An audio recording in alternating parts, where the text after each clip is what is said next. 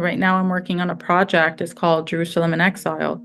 And this conception of exile, something that is quite profound in Judaism. And, part of the project is the relationship between Jewish exile and Palestinian exile and how Jewish exile has been transferred onto Palestinians through, the traumatized body.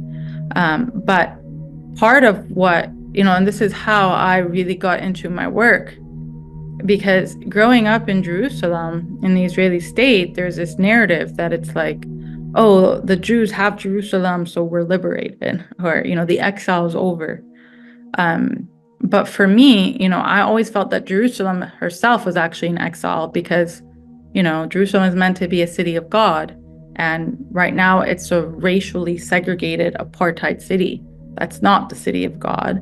But also it made me understand that people put so much emphasis on the material without really investing in the internal, right? Because what does that mean for exile to be over just in the physical, but then internally? There's psychological, there's mental, there's emotional exile and distress. And I think if you look at Israeli society, it's pretty clear it's an unwell society. These are not people who are liberated.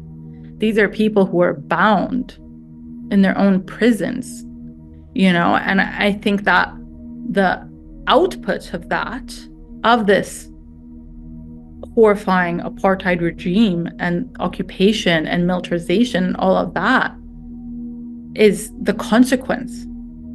So for me, liberation, it can't actually just be physical. It might have to start with physical conditions, if you're thinking about, the justice that Palestinian people deserve.